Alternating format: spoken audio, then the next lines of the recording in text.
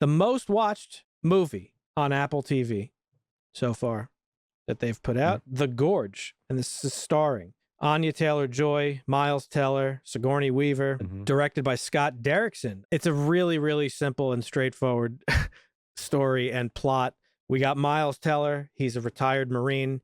I think he's got like the second most confirmed kills like in the history of sniping or some shit. He's Right got after the one guy that was lying or whatever. yeah. That they made the movie about. yeah, American Sniper. What the fuck was his name? Chris Kyle. Yeah. Apparently he's like on record with like the second longest shot in history or some crazy shit. And he gets sat down with Sigourney Weaver, and she's like, "Oh, I got a job for you, but does anybody care about you or love you in your life at all? Because, oh no, okay, you're perfect for this job." And he gets sent off to some mysterious location, and we get some exposition from the person he's replacing, who has been there for a year. So apparently, you get put up in this tower that's overlooking a gorge. We don't know what's in the gorge. We just don't want whatever's in there coming out. You hang out here for a year, and then we replace you. Yeah, Overwatch. Yeah. By the way, on the other side of the gorge is another tower and another person covering that side. Don't ever interact with them whatsoever. This guy gets picked up by a helicopter. He's excited to go home and very easily predicted gets shot in the head on the helicopter and tossed overboard. So some mysterious stuff is going on here. Our other character, Anya Taylor-Joy, she is also a star sniper, except she's a Russian. We don't know who she really works for, but we know her dad worked for the KGB. The KGB. Her dad. And she does some long-range hit we get to see at an airport somewhere. She goes and meets with her dad, who's dying, and he tells her, I'm going to take my own life on February 14th. It turns out she is the one on the other side of the gorge in the other tower. And the two are not to interact with one another. Well, that doesn't last very long because on her birthday, she shoots a gun into the sky to get his attention, and they start writing each other notes over the course of the next several months, and they develop a little bit of a like for each other, communicating across this gigantic gorge. I could have had a lot of complaints about the movie. There's pretty much a lot to pick apart, plot holes and whatnot. You're talking about a movie where you're stationed on top of a gorge and you're told to protect it. And on the first night, like monsters start crawling up the walls. Yeah. At that point, you're pretty much, the disbelief, you've got to like let it go. So I thought it was a interesting like backstory type way to approach it. Like, hey, we were developing the nuclear weapon, a la Oppenheimer, but we had a second strategy of a viral weapon that got fucked up. And so now we just got to like protect because we can't stop it. Yeah. I thought that was a pretty cool little storyline. And as far as what happens in the movie between all that, it's just a fun action flick. So the majority of the movie is them two just kind of the first half of the movie is them like communicating across the gorge and starting to have this little like romantic connection. Getting into the groove of protecting the tower and getting to know each other. Yeah. Yeah. Without any communication, they're playing music for each other. They're like doing all sorts of like cool romantic stuff or that you would do in a relationship, except they're not physically together because of all the noise they're making. As you said, monsters start coming up and like you see all the defense stuff that they have set up. There's like turrets and mines and like electric fences, all sorts of crazy shit to keep whatever's down there out. And you get a kind of little glimpse of them from time to time, and they look like little mini Groots, almost like tree people. Tree people, huh? Yeah, like they look like Last trees. of Us-esque or a little bit, yeah, actually. And there's a reason. Fungus. There is a reason for it, yeah. Mm. Well, one night Miles Teller looks across the gorge and he sees her crying, and he's like, "What's wrong?" And she, we know what's wrong is that this is the day her dad died. It's Valentine's Day. And he told her, like, on February 14th, wherever you are, just know that, like, I have done the deed. And so she's like, "I wish you were here with me." And he's like, "Oh, let's go." And he, like, MacGyver's some sort of like system to make a zip line across, and he goes across and they have like a dinner together. It's their first meetup, and it's kind of cute. And like they're both nervous and excited to hang out, and they dance and they talk and they cry together and have dinner. And I think they have sex probably. And the next day he has to go back across. And while he's on his way across, a couple of the monsters are coming up and they trigger some mines, and the mines blow up his zip line and he falls down into the gorge. Into the mist, and you're like, oh fuck, we were told not to go down there, don't talk to the other person if they're everything up. She goes in after him, and this becomes the second half of the movie, which is like an action movie sort of them running away from all these monsters down there. And Scott Derrickson's, the writer's imagination just ran wild down here. Right away we get some like tree people on horseback going after them with like swords and sabers and stuff. They run into a church, like an abandoned church, and there's giant spiders with human skulls as bodies. Yo. All sorts of crazy stuff. Long story short, they come across this like military bunker, and they get this piece of exposition that, as Dusty alluded to, during the Oppenheimer, during the Manhattan Project, they decided the Western governments, or no, East and West, decided that they needed it was like a joint mission to develop a bioweapon. And there was an accident down there. They like sequestered themselves in this gorge because it was like a remote place.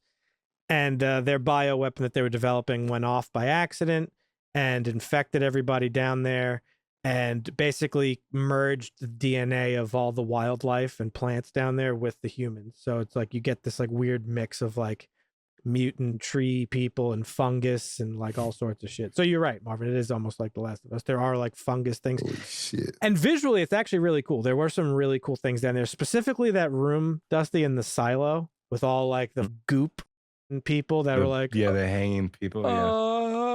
It was pretty cool. It was pretty cool. And that's pretty much it, honestly. And they just like get out of there. And then Sigourney Weaver, it turns out she works for like this like BlackRock type of company that has been secretly guarding the place to continue the research on the weapon. That's pretty much it. I mean, that's really the whole movie. There wasn't much to it. It does play. The movie plays like a video game though, which I thought was kind of cool in that. Yep. You get to like, let's say, the first location of the video game, and you learn like, okay, this is what the game's about, this is what we're doing. Then you do like the next thing, and you go to the next location, and then you the next location, and now we're in a church, and we got to fight the church monsters, and then we defeat those, and now we go into the bunker. Now we're dealing with the bunker monsters. So it progresses very much like a video game, and it turned out after the fact I had read Scott Derrickson was inspired by video games. He took a lot of inspiration. That's a very uncharted feel, like when you get down there and the undead stuff on the submarine. Yep. Had that vibe. It was a fun action watch. Yeah. Nothing groundbreaking. An interesting story, but yeah. The one thing that the Scott Derrickson said is that it really at its core is a love story about these two people. That's like the whole thing. Nothing else really. Everything else is kind of like side stuff. So the whole movie hinges on that love story, of us buying into that, of the audience buying into that love story, which I don't really know that I did. I'm a huge rom-com fan, as you guys know. Yep.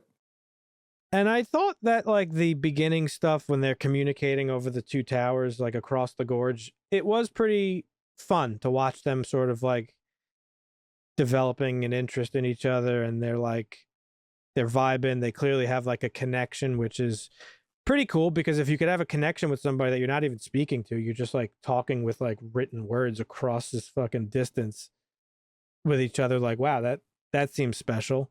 So that was cool. When they first met up, and there was like that childlike nervousness of meeting somebody you like or hanging out with somebody you like for the first time. That was all done really well. Their chemistry was really good. And then once the action stuff happens, it's just really them just kind of like fighting for each other, really. Like, he gets into like a little trouble and she saves him, or she gets into some trouble and he goes out of his way for her. And that was really kind of what it boiled down to. And then their plan was to run away to basically France. Stuck in a foxhole together. Yeah. Yeah. their plan was to run away to France, but they had to wait 5 days because to make sure they weren't infected. She goes to France, and she, 5 days comes and goes. It's like months go by. He doesn't show up afterwards. The last we see of him, he's like hobbling away before this nuke goes off that they detonated. And so you don't know if he made it. Like clearly he was always going to make it, right? And so he shows up like way later. It's like the Jason Bourne style. It's like the Dark Knight Rises ending where like, Bruce tells Alfred like, Alfred tells Bruce of his fantasy that like I'm going to be in a cafe somewhere and I'll see you. Oh, and yeah, just nod, yeah. And that happened. Was that? Well, it was kind of like that. She's working at this like French cafe and he just has never showed up for like months. And then one day she just turns around and he's sitting there. Oh my God. Yes, it was more like, like Jason Bourne where he walks into the bicycle shop that she rents bicycles from. Yeah.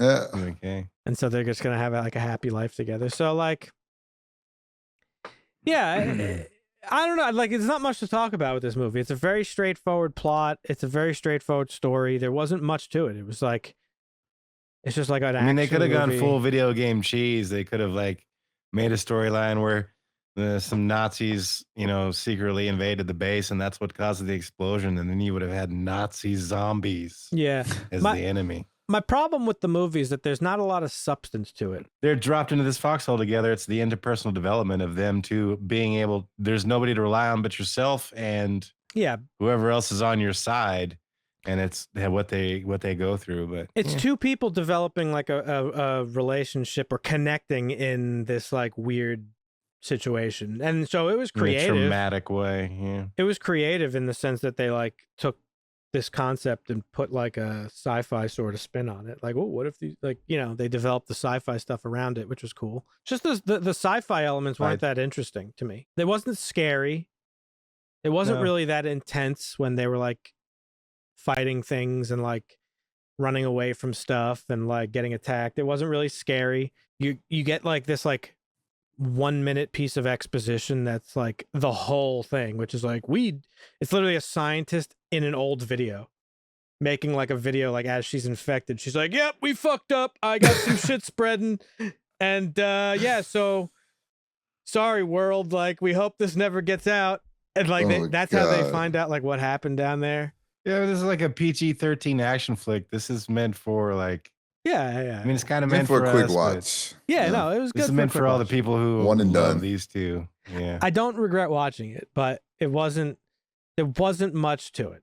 I think it could have been way better had it leaned in a little bit to like some more, I don't know, horror elements or like some more stuff. Like even the action wasn't really like that good. Like this is one of those Netflix specials where like if you're a fan of the actor, you probably like the movie, but otherwise it's just the acting movie. was good. The whole like their chemistry actually is what saved the movie for me because everything hinged on them too, and you liking them and liking them together. And so in that regard, it worked very well. If it didn't do that, then I probably would have hated this, but luckily their chemistry was great. And so I went along for the ride just fine. Them being snipers had nothing to do with anything, but like they made it such like a huge part of their characters of like, it's their connection. Right. It's like, oh, you're a master sniper too? Oh my God. So it's just like a funny way, I guess, to give them like a connection or like a similarity. Yeah, there's a deeper plot you could have gone there, like the evil corporation in cahoots with the military government to get rid of its most well-trained killers so that they don't turn once they get back home with PTSD. There's a lot of like really cool like secret stuff they could have done that they didn't, and that's okay. But yeah, there's really not much more to say about it than that. It was a decent little put on. It was a fun one-time watch. I don't know that I'll maybe you know what? I actually will probably watch it again sometime just for the hell of it. Pretty original and interesting, and that's why I enjoyed it. So, if I were going to say anything about it, I would definitely give it a slight bump versus a slight cut, even though I'm not really that interested in rewatching it. But yeah. All right. Well, it's got probably give it a 7. You'd give it a 7. Well, it has a 6.7 on IMDb, so I would give it that about there, like a 6.5. Yeah. If I get the vibe to watch an action It's not like rom com. Yeah, I mean, if you're bored and you're sitting on the couch, yeah, you can see looking for something to watch, you know, Yeah. pop it on. It's a fun little watch. So leave a comment. Let us know what you thought. If you watched it, if you haven't, check it out. It was fun enough.